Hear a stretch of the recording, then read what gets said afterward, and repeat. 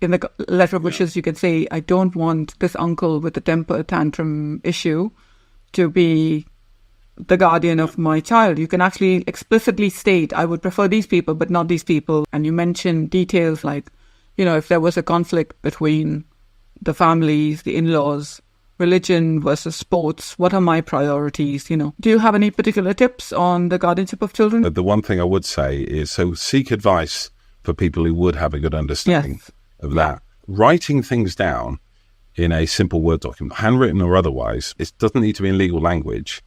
We've had some brilliant letters of wishes done, which is effectively a document that's flexible because you don't have to, you've got your will.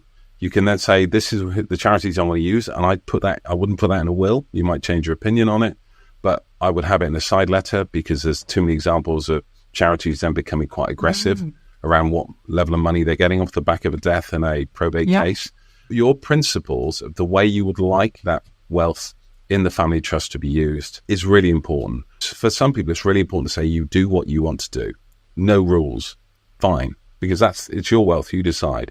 But there's many examples we've got where people are very clear on why they prioritized housing matter ahead of education. But education's number two. Now, for them, for instance, they say, well, education is generally provided. They can get student loans when they're at university, whereas getting on the housing ladder is something they are going to have to do themselves. Emergency funds, if something were to happen to any member of the family and it needed a specialist operation, but it meant going overseas, that kind of stuff. There are other things that can come into your side letter and get it 70% right. Don't expect perfection.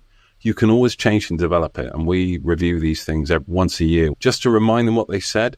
And it might be that we've got some ideas, but more likely they might themselves have heard of a situation that they want to protect against. So side letters are great to bring alive some sense of what your areas of emphasis would be and how the family wealth is used. That makes so much sense. So when you say don't name the charities in your main will, but have a referenced side letter and say, I prefer that the money is distributed this way, because then the charities get aggressive and they get involved in the selling of the house. They can do. Yeah. Well, they may even dispute. Right. There may be elements of plenty of examples where there's legal disputes and they are not happy with the level of money they've got. There are lots of charities who are absolutely, straightforward and easy to deal with, but some are more aggressive because you have professional people who are employed by that charity to get as much money as they can out there. You just get to make sure that you sign that side letter. You let the executors and any future trustees know exactly what your latest thinking is. They've got the very latest document.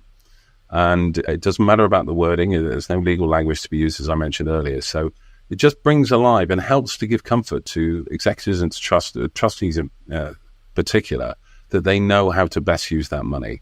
But they also have the flexibility to know that things may happen 20 years after you've died that you wouldn't expect, or circumstances are different. But they don't have to follow to the letter of what you've put in the letter of wishes. But it's a good guidance and gives them some sense of your principles and what you feel is really important.